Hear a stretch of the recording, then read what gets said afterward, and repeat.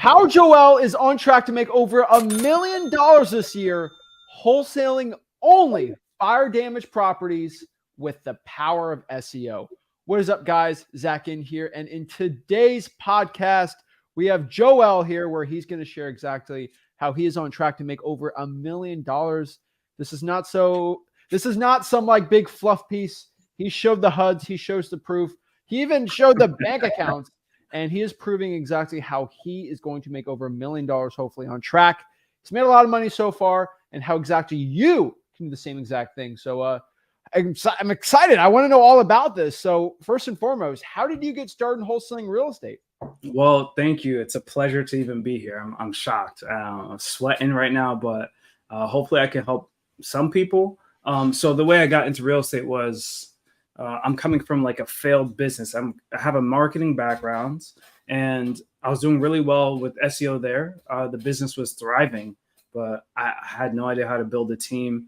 And so I had too many calls. I had the full-time job. I brought my partner at the time on to take the calls. But anyways, we grew too fast. So I sold the business to a real estate investor. And he was telling me how he invested in multifamily, this and that.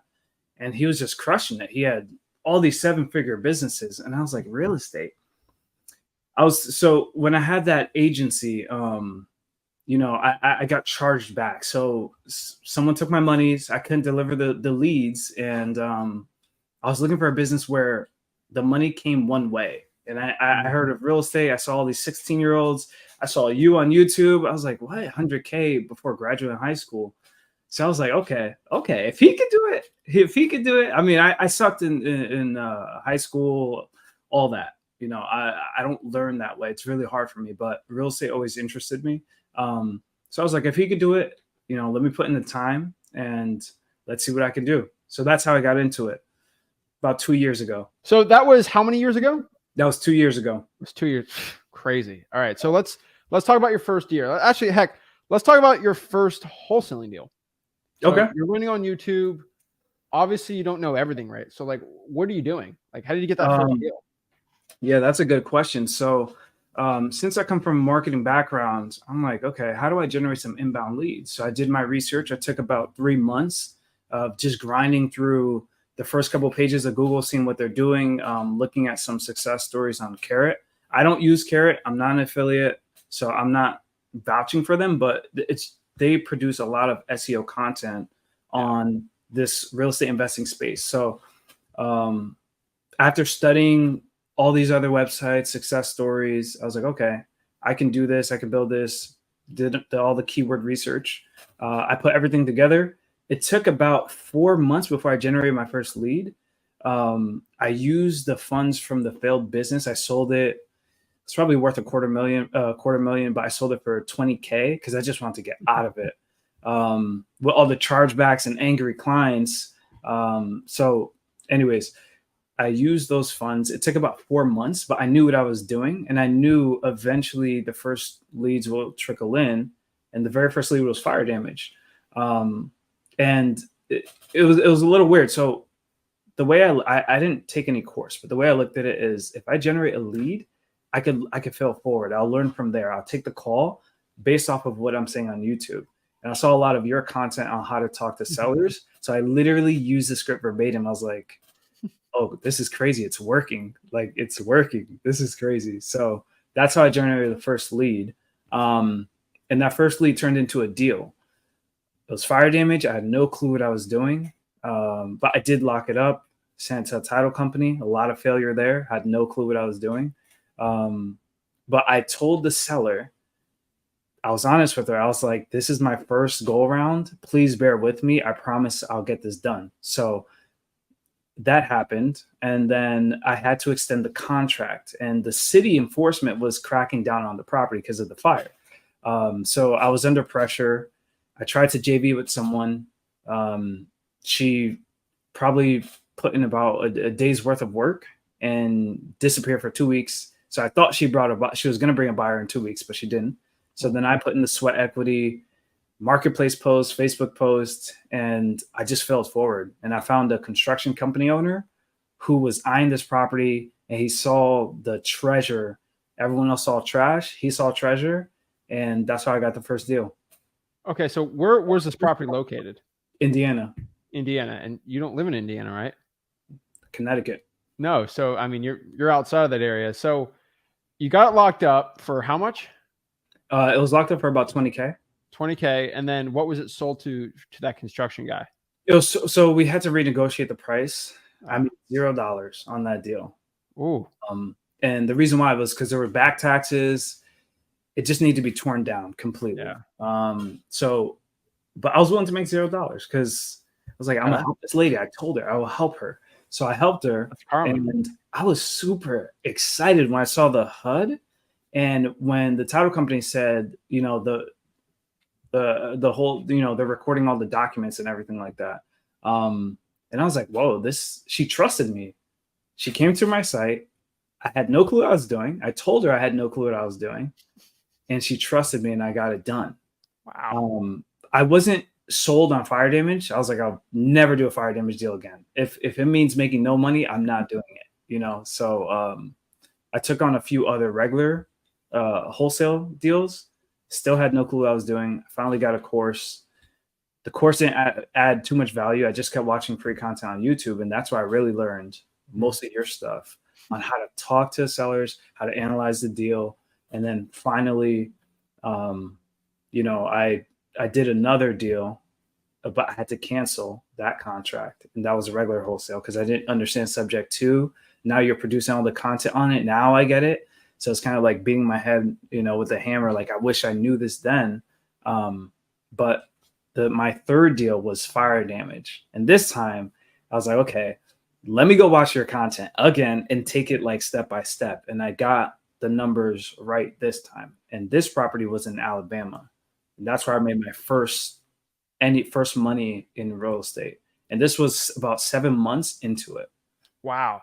And so how much did you make on that deal? On that deal, we made about, it was like 6,000. Okay. I had to split it with some partners, but there's like 3 of us in total. But I was like, wow, we made, like, you know, this was more money than I've really seen in one check from a side hustle. Yeah. So I was like, whoa, like, okay. So yeah.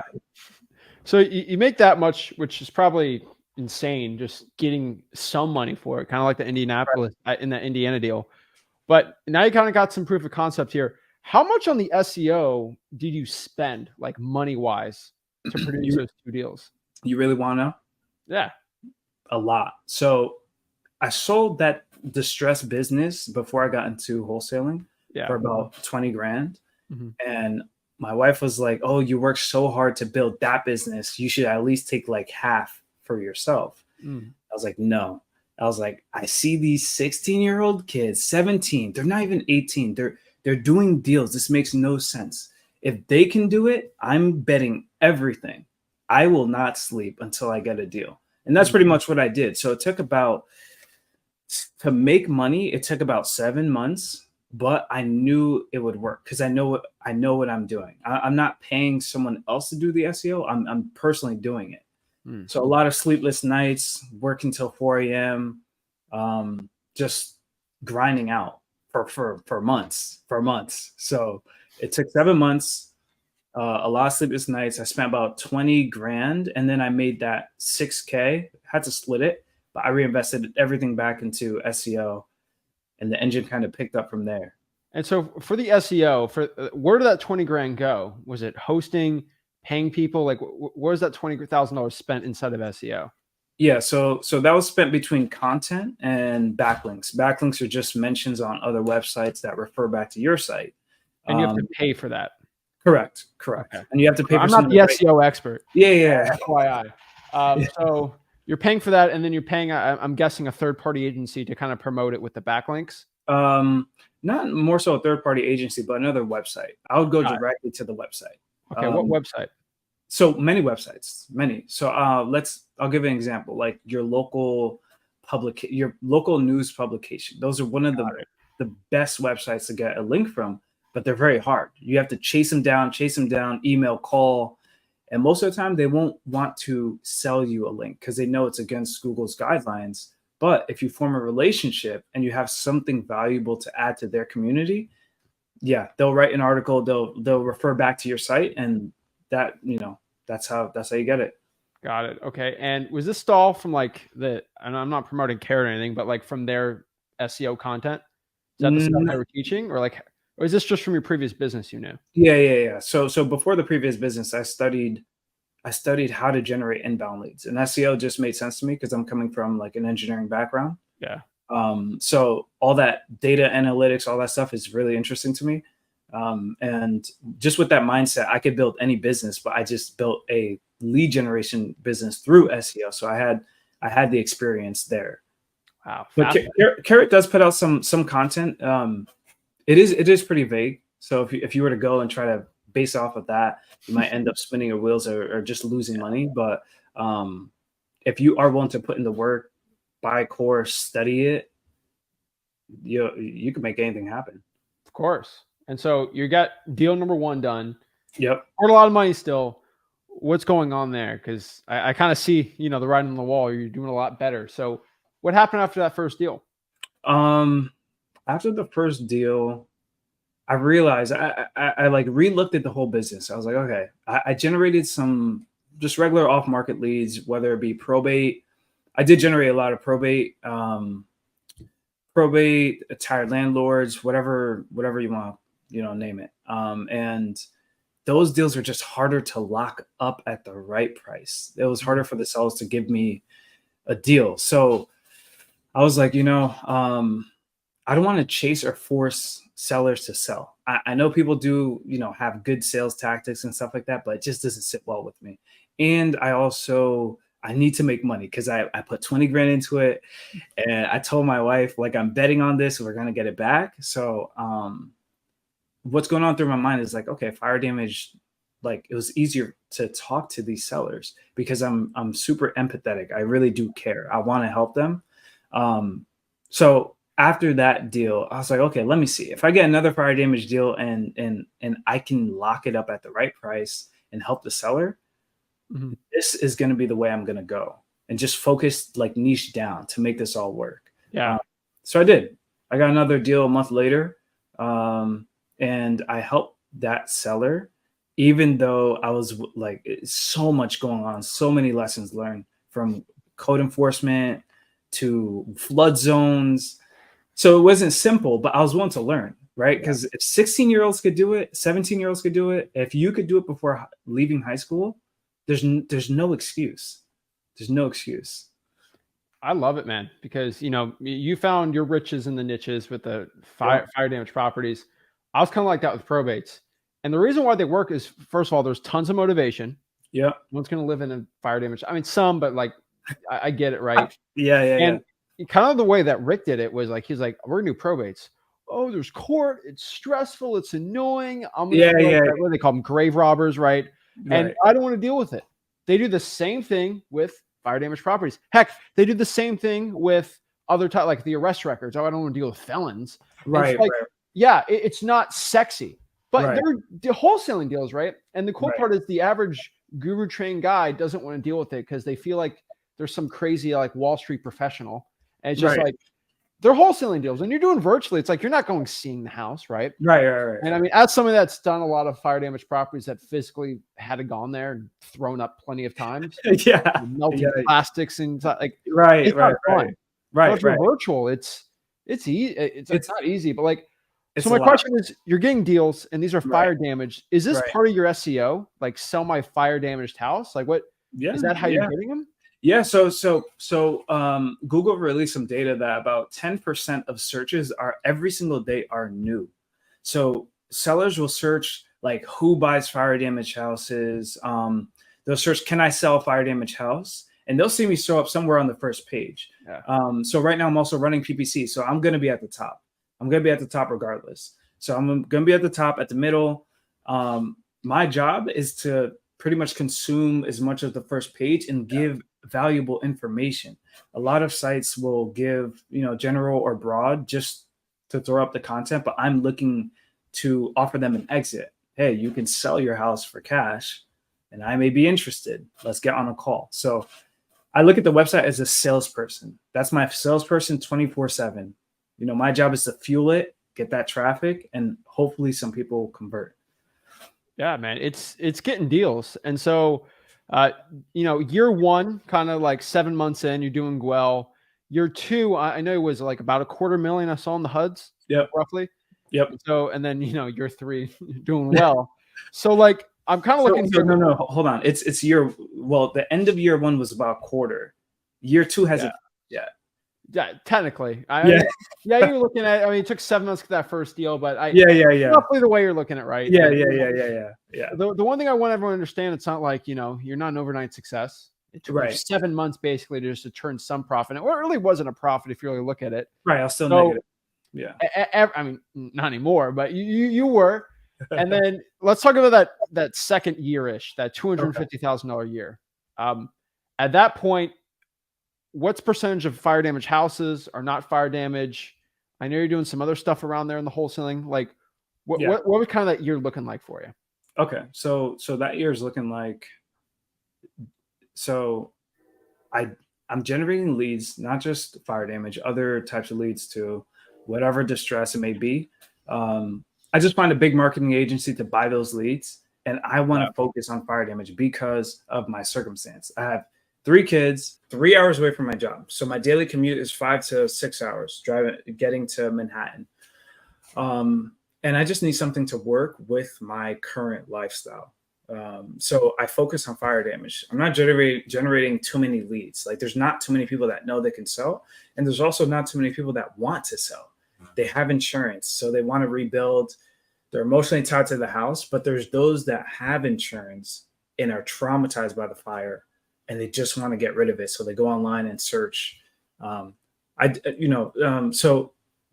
that's year 2. I'm focusing strictly on fire damage. I see some great leads come in hot markets like Atlanta, Tampa, but these are like probate. And I'm like, oh, let's make it work. I'm getting distracted. And I realize I'm wasting so much time because I see your content on probate and land, and I'm getting so distracted by all the noise. So I just sell the lead.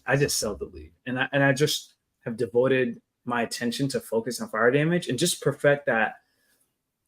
It's not a script. I don't use a script. I just feel the seller out. I try to mirror how they're feeling on the call. If they're excited, I'm gonna be excited.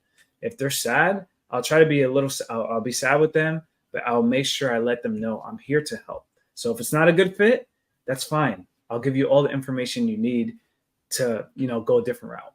And I think that's what makes it different. It's not like these leads are just not only coming to my site. They're filling out forms on multiple sites.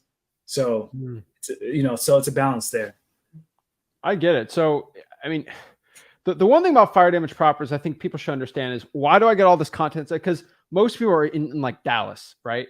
Right. And so if you only were going to do fire damage properties in Dallas, you'd probably be broke. I'm just being honest. You'll make 25, 30 grand. It's tough, right? Yeah. But if you did all the United States for fire damage properties, you're going to do very well, right? Right.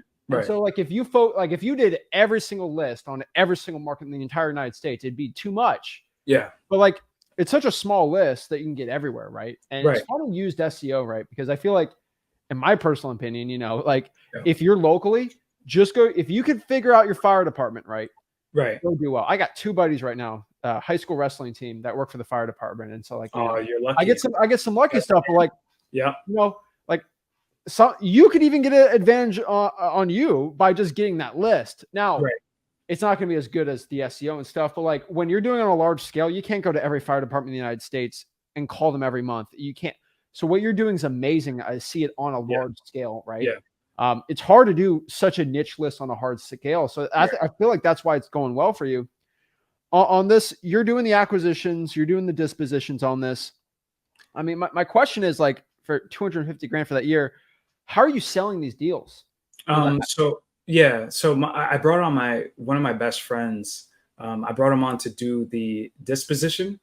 And I did the acquisitions, I did the deal analysis, and we would just discuss, what should we sell this at that's reasonable, that the flipper can make money, right? Because we also look at them as clients. So we want to do repeat deals with them. So what we typically do is everything has come through Facebook, man. Facebook has been crushing it for us. We tried Investor Lift, we've tried other softwares, even Craigslist. Sellers would see the thing on Craigslist and call me yelling at me. And I empathize with them. I'm like, listen, I completely get it. I get it. I get it. But anyways, besides that, my partner would come on and do the disposition. We actually took some of, watching your videos. You would say, go to the groups, look at the emails. They're there. Those are buyers. So my partner would vet them. We would create like a 5 questionnaire. If they didn't want to answer the 5 questions or show proof of funds, they're probably not an actual buyer. They're probably just a wholesaler that wants to lock it up.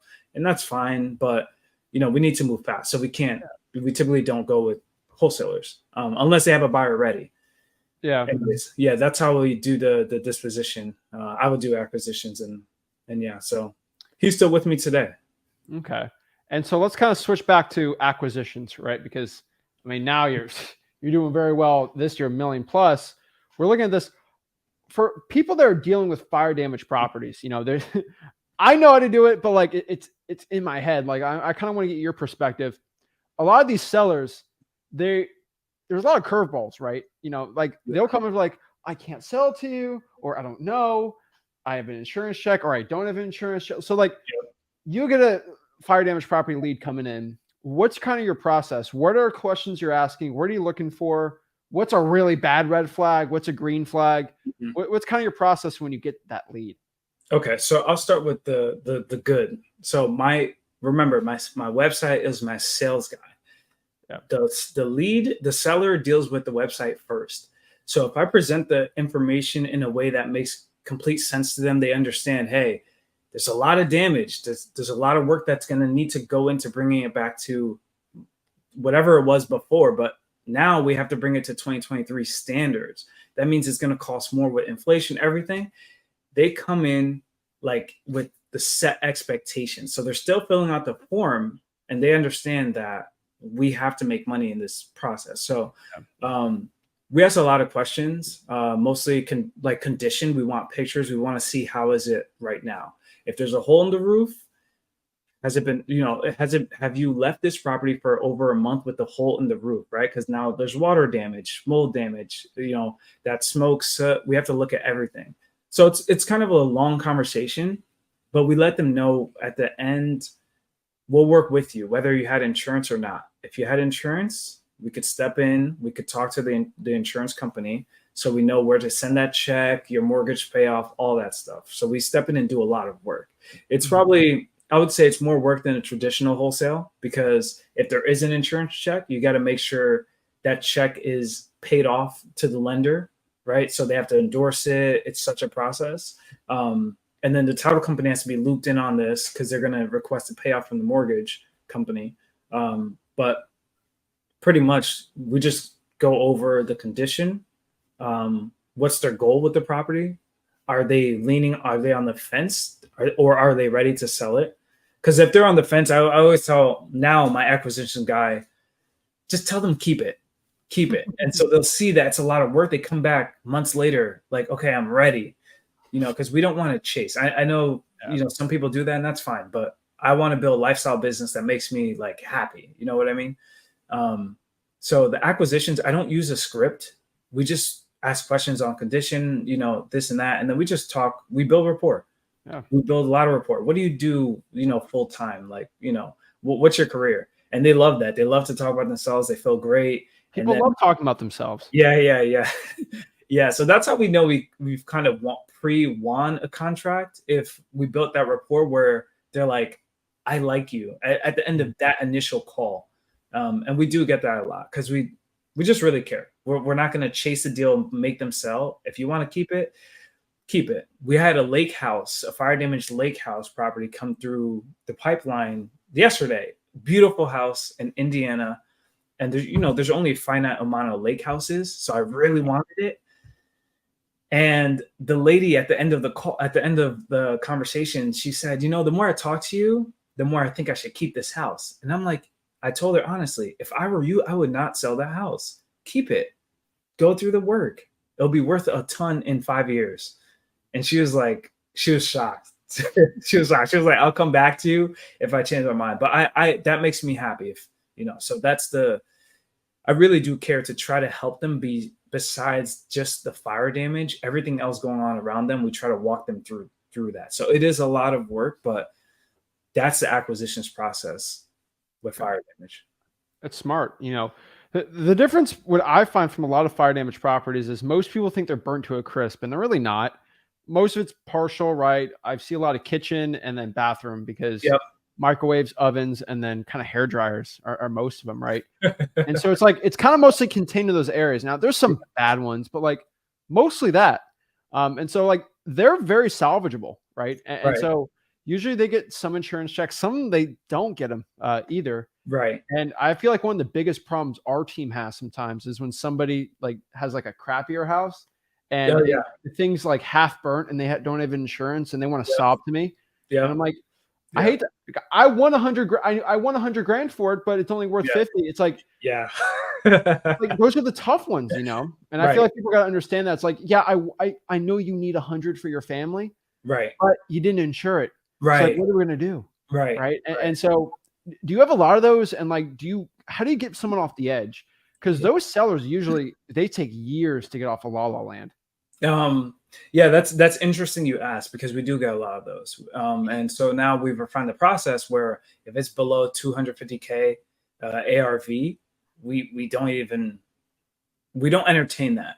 We'll take the call and just let them know maybe you should try to list it, maybe demo it and sell the land. We just try to offer some form of help, some direction. But yeah, we get a lot of those. But everything above 250, we paint the vision of like, if you go with a contractor, you may get locked up and it may cost more money. They may put a lien on the property and it costs more money to actually rehab it. And then the stress you'll deal with. You can go online and look at stories. We're not making this up to try to get you a sell, but you got to consider that side as well. And typically, we'll have sellers that do their research, come back a week later. The money's really in the follow-up. Not everyone's ready to sell on the first call. Even though I used to think like, that's the goal. Get the contract on the first call. Yeah. No. And so you can't, it takes time. And obviously, it's not a script, but it's kind of I flow a conversation in a certain direction, right? We're not chit-chatting all day. So 250 to now $1 million, right? I see some big fat deals are coming in, but like, what's the big difference between that $250,000 a year and hopefully $1 million? Like, what's that 4x increase in deals? Like, what can you attribute that to? So I brought on an acquisitions guy, and I've trained him. So I'm more delegating now. I'm more outside of it, and I'm building the marketing engine. So I'm doing more SEO, studying more, because what happens is every quarter Google, maybe, I don't know, they're doing it more often this year, but they're coming out with these updates that pretty much knock your website off the first page. Yeah. And, that happened to me a few times, and you have a choice. You could quit, cry about it, or you could get to work. So I got to work every single time. And so because I'm doing that, generating more leads, and he's readily available to answer the calls, right? Because I have the daytime job. Now we can secure more contracts. We can follow up more with older leads. And we do that. He goes 3 months back and follows up. And they're like, you know what? Yeah, now I'm considering. It's been a pain with this contractor. Now I'm considering selling. So, and also I've told them focus this year. The focus has been on building rapport. Like, forget the money. Don't look at the dollar. Obviously, we need to know this. We need to be around this range. I analyze the deal. I tell them if we got to get around this range, but just focus on building rapport with the seller. And that's the best you can do. You're not going to win all of them, but the ones you do win, they understand, oh, you guys got to make money. They'll give us a deal. Okay. I see that happen, but like, it's all about having that rapport. They don't just magically do that. You got to build that rapport too.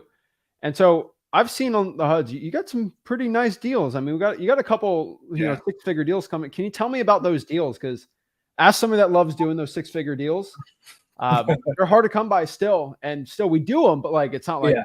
I'm not doing one a week. Yeah. Talk about those deals because I think that's really juicy for a lot of people. I mean, 100K on one deal, you're not a one hit wonder. You're doing multiple of those. So tell me about it.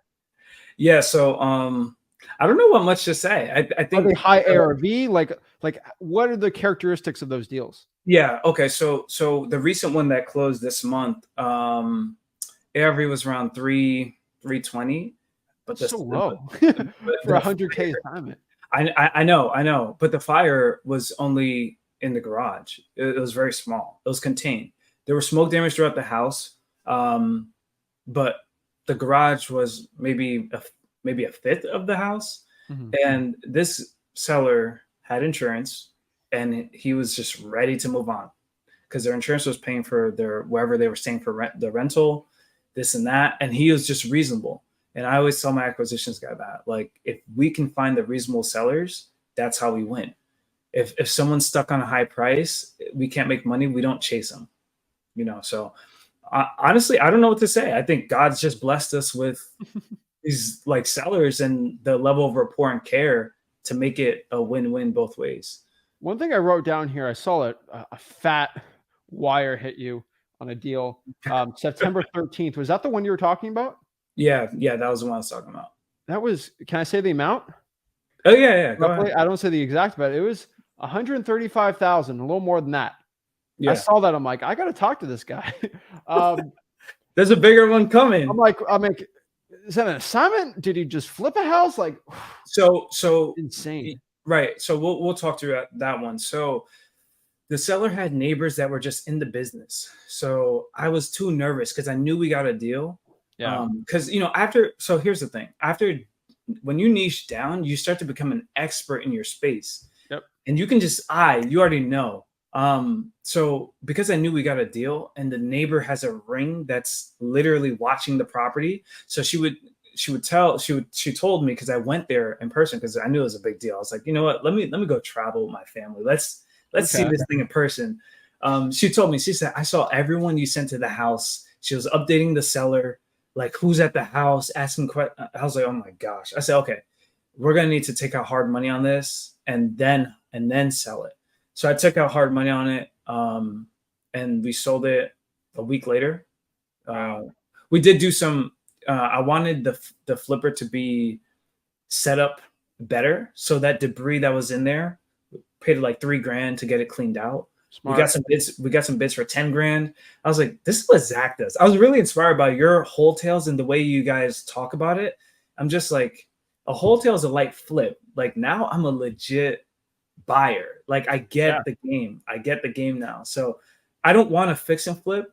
I'll focus on wholesale. That's what I like to do. But this one, because I just saw like someone ready to ruin the deal, I was like, I have to take that risk and take out hard money and get that thing funded. I get it. Sometimes you got to do it, right?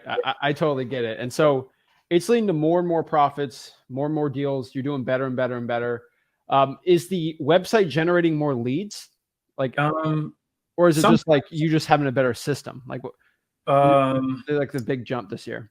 So this year I'm also spread through PPC. I'm also doing mailers now. So I'm pulling lists in every single major market. I'm pulling lists in the counties and the areas I want to do more deals in, like Florida. So you'll probably see a lot of me in Florida. And I think because I have that system, I can just fuel it more. So SEO was the beginning. And it doesn't have to be SEO. I think the biggest mistake some people make, like I was starting wholesaling with a few others, is they're trying to focus on every single marketing method. Like, pick one that you feel confident in and go after a list that makes sense towards like if you're more of a personable person, then foreclosure, there's so much you can do. Probate, like there's so much you can do. If you feel like more, you're not as personable, tired landlords, I think it's like more business conversation. Like, they just want numbers to make sense. So I think that's why this year we're doing better. I love it, man. You're doing so much and you're just doing better and better on it. You're one of the rare guys, that's not everyone can hop on this podcast. They got to show HUDs. They got to show proof. They got to show they're legit. And you are. And so I would say, I mean, of course, I love my JV deals, but like if somebody has a fire damage property and they want a guy that knows what he's doing, maybe they have a lead they need help with, and they want to deal with someone that's not going to try to screw them on a deal. Hopefully, you can be the guy. So if somebody has a fire damage property, they have a question, they need help dispoing anything, how can somebody get in contact with you? Yeah, so that's a great question. So now I do actually buy deals from wholesalers as well. I'm doing one right now in Florida. It's in Orlando Metro. I don't know if you guys know, you probably know Elijah Rubin. I also do deals with him, buying a deal from him, buying a deal from the JV as well. Is he in Orlando? No, he's not in Orlando, but he teaches on fire damage. I think he's one of the first I've ever seen to teach on wholesaling fire damage houses. Oh, wow. And we JV'd on one, and he helped through the insurance. He really, great guy. That's all I gotta say. He's a great guy. So now I'm buying a deal from him. So if anyone has a deal and they don't want to put it under contract yet, they want to get some numbers, because now I can analyze it, understand it. If you got some pictures, just go on Google, search sell fire damage house. And then at the end of that, append fire cash buyers. And in your state, you'll see one of the pages show up. Click on the site and then go to the investor tab at the top. There's a JV section. They can fill out a form and we'll get on a quick call and we'll get it done. So right here, firecashbuyers.com. Yep. So, go right there. They can do that. I prefer they search it because it'll show them the state page. So I'll know where they're coming from. Just because I have some tracking on the site. If they search sell fire damage house and then fire cash buyers, it'll show you the first page, and then go to the investor tab, one of the menu items, and then just fill in the information, and then we'll get on a quick call. Awesome. That's what I'm doing right now. I think we'll call it like a partner program. We'll make money together, JV. If they just want to, if it's a good deal, I'm gonna buy it 100%. I'm hungry, man. I'm hungry. Love to see it, man. I'm blown away by this. I'm so pumped up, Joel, that you came on here and shared this. And I know so many other people are going to gain so much benefit from this. So they can do fire damage properties. What's your parting thoughts to the audience before we head out here? I appreciate you giving me an opportunity to say a few last words. I'll say, don't get distracted with the noise. Like if you're on YouTube looking at everyone's success, even my story, if you're looking at like SEO as the pinnacle, as the way, and then you go try it and you lose your money, it doesn't have to be that way. So I think I focus on one marketing method, focus on one part of real estate investing, and just be an expert. I think that's the fastest way. It may take some time. It's not get rich quick. You're going to have to put in hours. You're going to have to work hard.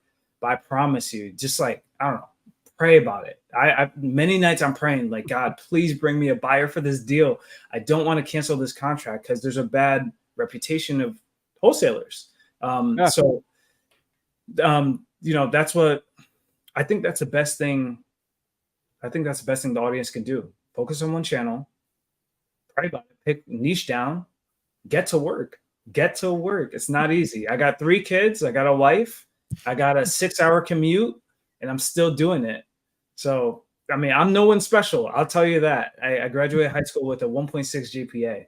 But honestly, Zach, the stuff you put out, you inspire people, dude. You have no idea. I'm just watching your stuff. I'm like, yeah, man, if he could do that, I could do that. Like, all those big wholesale deals. I was like, I got to level up. Like, Zach's level up. I'm very impressed by you and your father. Not just saying that. I know you guys pump out some fire damage content, and I'm just like loving it. I'm like, yeah. I love it, man. Thank you so much, guys. Hit them up for some JV deals, some fire damage properties, and